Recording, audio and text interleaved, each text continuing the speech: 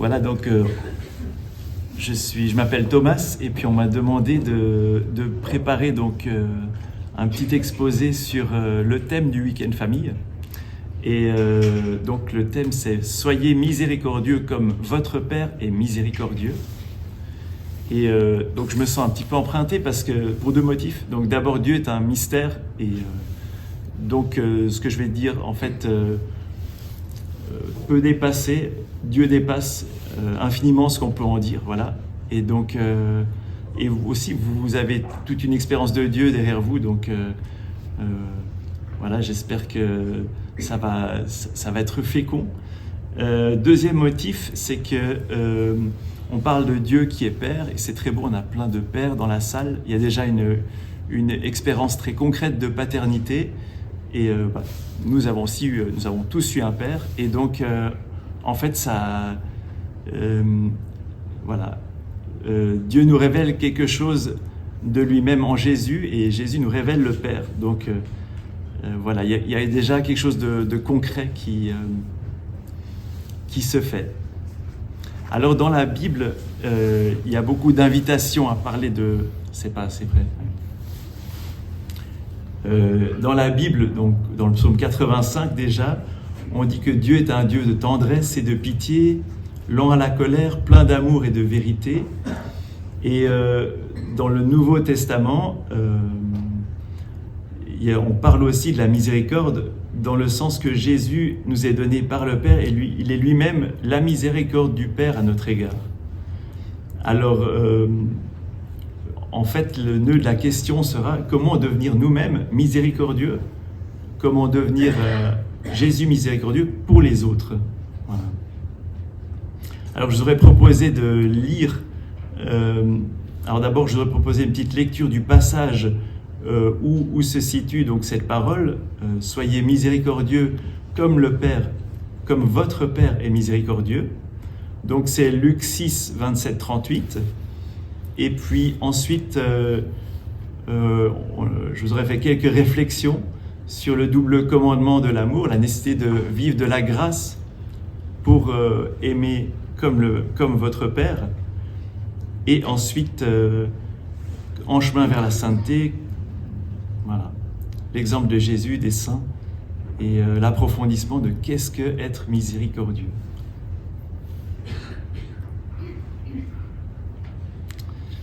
Alors Luc 6, 27, 38, en ce temps-là, Jésus déclarait à ses disciples, « Je vous le dis à vous qui m'écoutez, aimez vos ennemis, faites du bien à ceux qui vous haïssent, souhaitez du bien à ceux qui vous maudissent, priez pour ceux qui vous calomnient, donne à quiconque te demande et à qui prend ton bien, ne le réclame pas. Ce que vous voulez que les autres fassent pour vous, faites-le aussi pour eux. Si vous aimez ceux qui vous aiment, quelle récompense méritez-vous? Même les pécheurs en font autant. Si vous prêtez à ceux dont vous espérez recevoir en retour, quelle reconnaissance méritez-vous? Même les pécheurs prêtent aux pécheurs pour qu'on leur rende l'équivalent. Au contraire, aimez vos ennemis, faites du bien et prêtez sans rien espérer en retour. Alors, votre récompense sera grande et vous serez les fils du Très-Haut, car lui, il est bon pour les ingrats et les méchants. Soyez miséricordieux, comme votre Père est miséricordieux. Ne jugez pas et vous ne serez pas jugés. Ne condamnez pas et vous ne serez pas condamnés. Pardonnez et vous serez pardonnés. Donnez et on vous donnera. C'est une mesure bien pleine, tassée, secouée et débordante, qui sera versée dans le pan de votre manteau. Car la mesure dont vous vous servez pour les autres servira de mesure pour vous aussi.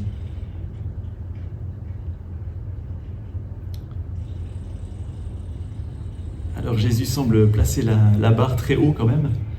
Je vais reprendre un peu ce passage avec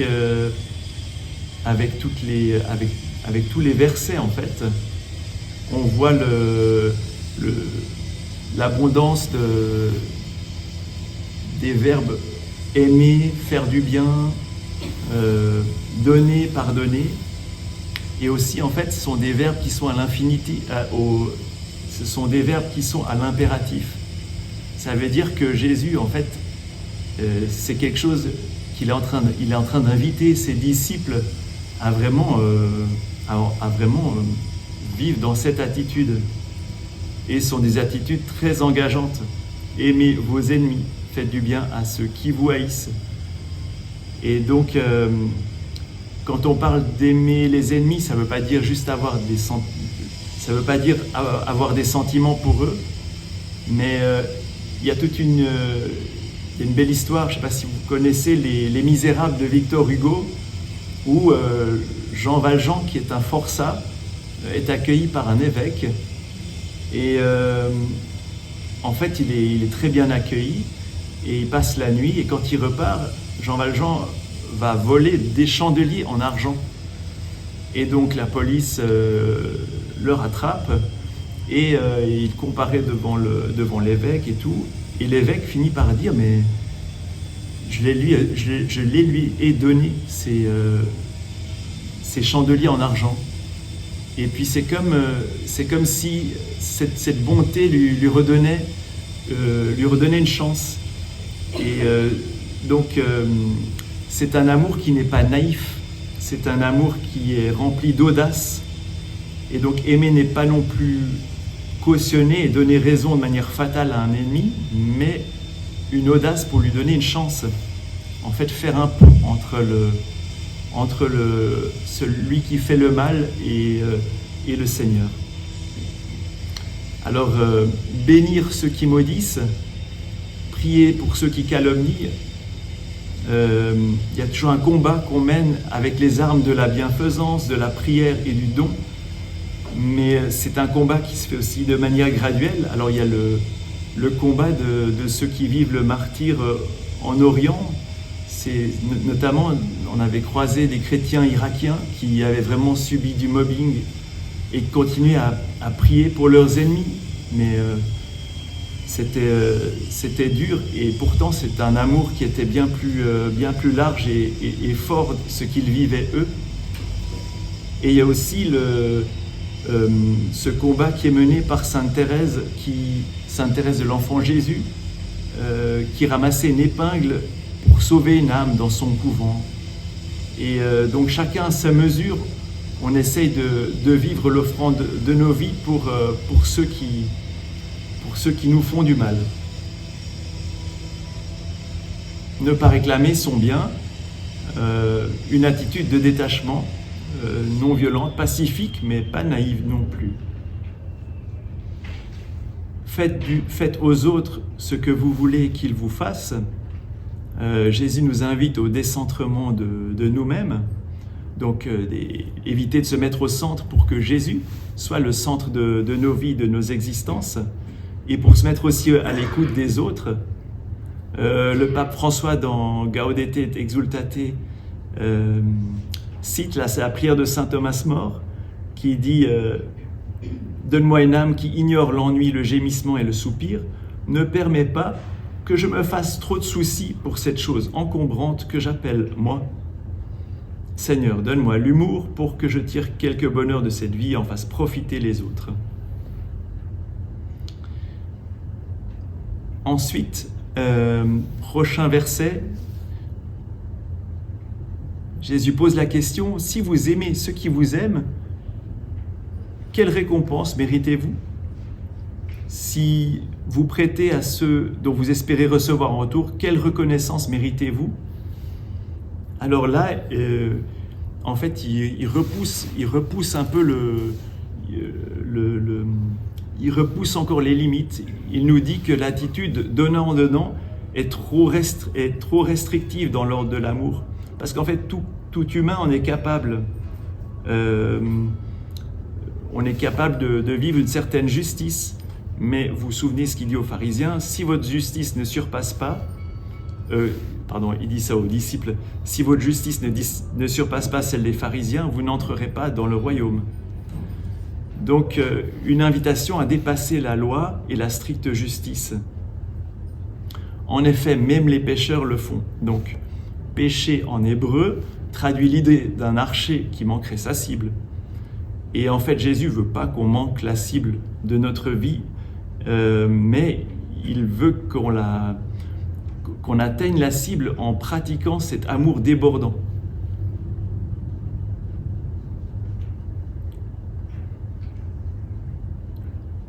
Donc, là, on est arrivé à la fin, la première moitié du passage. Et en fait, au début de cette deuxième moitié, il y a une répétition. Jésus répète, donc, je cite le verset, c'est « Au contraire, aimez vos ennemis, faites du bien, prêtez sans espérer ». En fait, il se répète, c'est ce qu'il a dit au début. Et ça veut dire que vraiment, il insiste. Pour lui, c'est vraiment important. C'est fondamental même. Et pourquoi ? Parce que, en fait, il y a une récompense aussi qui est grande et qu'il veut que nous ayons, c'est le fait que nous soyons fils et filles du Très-Haut. Donc, en fait, il donne un argument pour vivre cet amour généreux. Au fil du texte, il y a plusieurs fois où Jésus il donne des raisons pour lesquelles on est appelé à cet amour. Voilà.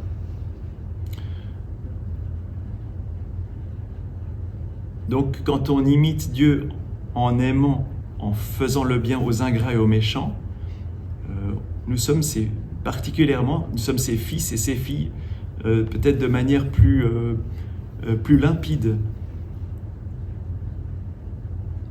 Aujourd'hui, on dirait on est dans le move de Dieu où ça vibre. Il y a quelque chose de connaturel entre Dieu et nous lorsqu'on pratique la miséricorde. Puisque tu es bon et miséricordieux, comme le Père est bon et miséricordieux. Et juste après, en fait, Jésus invite à ne pas juger ni condamner. Et ce sont des négations, en fait des préceptes négatifs pour protéger cette récompense qui est faite à ceux qui aiment. C'est ne juge pas, ne condamne pas, reste fils et fille du Très-Haut. Bien au contraire, quand tu commences à juger, pardonne et juge, et pardonne et donne généreusement.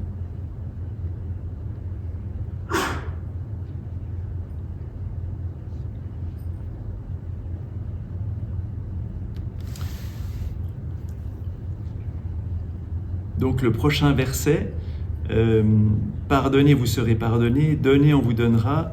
C'est une mesure bien pleine et tassée, secouée, débordante qui sera versée dans le pan de votre manteau. En fait, finalement, tôt ou tard, nous récoltons ce que nous semons, en bien ou en mal, et selon aussi la qualité de notre agir. Et Jésus nous invite à vivre cet amour avec une certaine mesure. C'est pas une quantité, mais en fait, c'est plutôt quand Jésus parle d'amour, c'est en termes de qualité. Donc une mesure pleine, tassée, ça veut dire intense, bien secouée, c'est-à-dire qui comprend toute la réalité, et débordante, c'est que le contenu est si abondant qu'il déborde au-delà des limites de notre personne. Et cette mesure s'est versée dans notre manteau. C'est un symbole biblique de l'essence, de l'identité d'une personne. C'est-à-dire que Dieu veut que sa générosité réside en nous, que sa miséricorde réside en nous.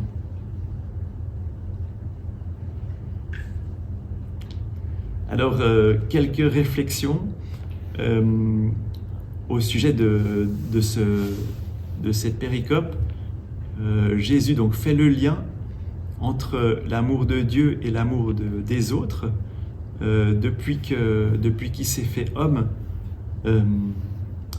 En fait, quand on touche à l'homme, on touche à Dieu aussi. Et c'est pour ça qu'il nous recommande cette bienveillance, cette prière pour les ennemis, pour aussi vivre cet amour de Dieu. Celui qui aime est l'ami de Dieu. L'attitude du donnant-donnant reste trop humaine et Jésus invite son auditoire à bien plus. Donc, soyez miséricordieux est une douce invitation à aimer comme Dieu aime, et ça nous semble impossible, l'exigence est extrême, mais finalement, on se rend compte qu'on a besoin de la grâce de Dieu on a besoin de sa grâce, de l'accueillir, d'apprendre en fait d'apprendre le mode d'emploi de Dieu. Et puis notre vie morale ne sera donc pas une simple obéissance à une loi, une justice mathématique, mais elle s'exprimera par le don inconditionnel de nos vies. Comme votre Père, donc l'insistance ici est bien sur votre Père. Jésus veut inclure son auditoire et nous-mêmes aussi aujourd'hui à être fils et filles du Père. Et c'est ça le nœud en fait du passage. C'est comment vivons-nous en fait aujourd'hui cette filiation divine. Voilà. Est miséricordieux. Donc Jésus sait par expérience que le Père est miséricorde et qu'il ne veut dévoiler que la miséricorde du Père. Le Père l'envoie sur terre à cet effet. Et puis, je voulais vous partager un extrait parce que demain, en fait, on fête les 28 ans du doctorat de Thérèse de l'Enfant Jésus. Et elle est docteure de l'amour divin. Et donc, je voulais lire un petit extrait de ce qui est dit de sa compréhension de l'amour divin. Thérèse elle-même avoue que Dieu a voulu montrer en elle la miséricorde comme perfection qui irradie toutes les perfections divines, y compris sa justice. Il lui a été donné une telle expérience de cet amour et une telle attraction qu'elle s'est offerte en victime à l'amour miséricordieux pour recevoir les communications de Dieu les plus intenses et d'être revêtue de sa sainteté.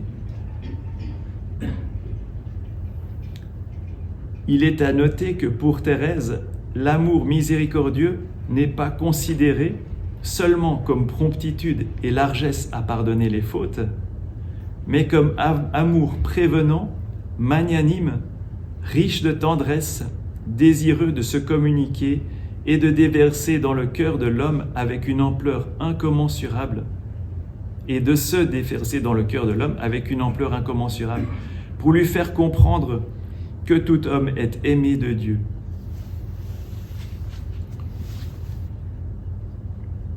Donc la compréhension de la miséricorde, on peut l'approfondir. Donc moi j'ai tiré la définition du dictionnaire que je trouve elle indique déjà quelque chose, mais finalement la miséricorde invite à plus. Donc c'est une vertu qui porte les hommes à avoir compassion des misères d'autrui et à les soulager. Mais dans le langage biblique, en fait, on voit que c'est bien plus large. C'est pas une simple vertu, mais on parle d'entrailles de miséricorde dans un contexte de tendresse. C'est comme la tendresse du mari qui serre sa femme sur son cœur, ou la femme qui serre son enfant sur son sein, ou encore la tendresse de l'ami couché sur le divan dans le sein de son maître. Ça fait référence à Jean 13. Finalement, il y a une grande intimité entre deux personnes. Et ça, c'est le langage de la miséricorde. Jésus est lui-même dans le sein du Père. C'est Jean 1. Et ça désigne la relation d'intimité, de tendresse avec son Père.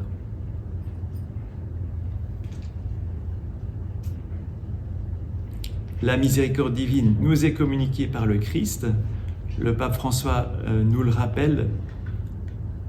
C'est le mot qui révèle le mystère de la Sainte Trinité. C'est l'acte ultime et suprême par lequel Dieu vient à notre rencontre. C'est en ce sens que Jésus-Christ est lui-même le visage de la miséricorde du Père. Donc quand on parle de « soyez miséricordieux comme le Père », c'est Jésus qui nous le révèle.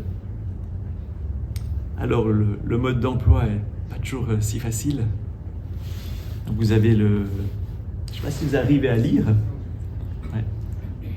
Il y a une voix qui dit d'en haut « Lâche tout et fais confiance en Dieu ». Et l'alpiniste qui n'est pas très content « Y a-t-il vraiment personne pour m'aider ? Personne d'autre pour m'aider ?» Donc Jésus révèle la miséricorde déjà l'œuvre de la création révèle la miséricorde divine.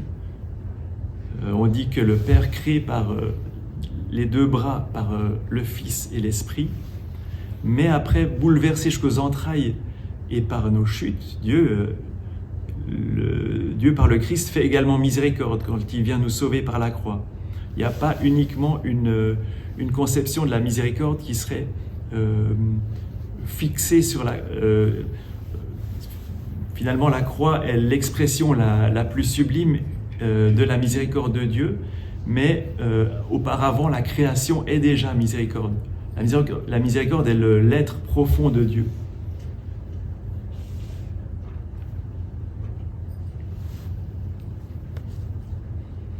Donc je vous redis peut-être quelque chose que vous savez déjà, mais peut-être que ça vous parlera aussi pour saisir mieux la nature relationnelle entre le Père et le Fils, en particulier quand on contemple la croix. C'est un texte qui est tiré de Saint Jean de la Croix et qui imagine le conseil divin avant que Jésus s'incarne. Donc le Père, Saint Jean de la Croix fait parler le Père. Après avoir parlé de multiples façons aux hommes, pour leur dire mon amour et mon désir de partager avec eux le banquet trinitaire, je me demande quelles paroles je pourrais encore inventer pour toucher leur cœur. Il ne reste, il fait parler le Fils répond, il ne reste plus que ton Fils, ton unique, celui en qui tu as mis tout ton amour. Me voici, Père, pour faire ta volonté et révéler aux hommes ta douceur, ta tendresse, ta miséricorde. Le Père répond, sais-tu que si tu t'incarnes et plantes ta tente chez les hommes, ils ne vont pas te recevoir. Bien plus, ils te mettront à mort et te crucifieront comme l'ont fait les vignerons homicides pour le fils aîné de la parabole. Et le Fils répond, qu'il en soit selon ta volonté, Père. Puisqu'aucune parole n'a pu toucher leur cœur, peut-être seront-ils touchés par la parole de la croix. Donc, en chemin vers la sainteté, c'est bien le Christ qui est notre modèle, lui qui est ressuscité, en fait, ressuscité dans le sein du Père et qui reçoit sa filiation. Il est fils du Père, il est comme ça vraiment fils. Et donc le Père peut déverser son amour de manière totalement gratuite à travers lui. Le Père nous a tout donné dans et par son Fils, et dans sa bonté ne délaisse pas sa création, il la soutient, la génère, et rempli de compassion pour l'humanité captive, le Père envoie son Fils pour révéler sa miséricorde au monde entier. Si Dieu nous attire à lui, en effet, notre amour n'est pas toujours si miséricordieux, généreux, prompt et accueillant. Nous avons toujours quelques duretés. Les saints nous montrent le chemin. En fait,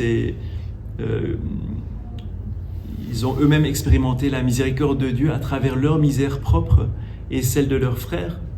On se souvient de la rencontre entre Jésus et de la femme pécheresse. C'est la miséricorde qui s'abaisse et qui rencontre la misère de la femme. Et donc la contemplation chez les saints, la contemplation de la croix a réveillé leur amour et leur reconnaissance devant la miséricorde divine. Et puis ce réveil, en fait, a suscité leur prière. La prière des saints fait le pont entre Dieu et les hommes de manière très forte. Souvent, les saints font aussi l'expérience d'un réel repentir. Le Seigneur est venu briser la dureté de leur cœur, et ils font l'expérience des larmes. Et c'est aussi tout à fait possible que nous vivions ces expériences aussi, mais ça, c'est l'œuvre du Seigneur. Et les brèches qu'il permet dans ces moments-là permettent une transformation profonde du cœur de l'homme pour vivre une communion plus profonde avec Jésus et le Père des miséricordes. En conclusion, si nous suivons le Christ, c'est pour vivre miséricordieux comme le Père. C'est dans une plus grande communion, une connaturalité avec le Christ ressuscité que nous pouvons aussi croître dans la miséricorde. Donc la pratique de la miséricorde nous rend proches de Dieu, donc en aimant nos ennemis, en vivant le don, le pardon de manière généreuse. Et si Jésus met une si haute exigence, c'est bien parce que nous sommes vraiment, réellement appelés à vivre de cet amour divin qui rend possible ce don total. Aussi toujours plus libres, nous devenons ainsi les fils et filles du Très-Haut qui témoignent du bonheur d'être relevés par un regard de miséricorde qui redonne vie et paix. Donc voilà, s'il y a trois choses qu'on peut retenir aussi du passage de l'Évangile, en résumé, pour vivre miséricordieux comme le Père, notre Père, on peut se dire, mais quel est le mérite de vivre dans une logique du dedans-dedans si on connaît Dieu? La récompense, en fait, c'est nous sommes fils et filles de Dieu, du Père, et cet amour que nous transmettons nous sera rendu d'une mesure bien pleine, tassée, débordante dans le pan de notre manteau. Donc, Dieu veut remplir notre âme de miséricorde aussi au fur et à mesure que nous la pratiquons. Voilà.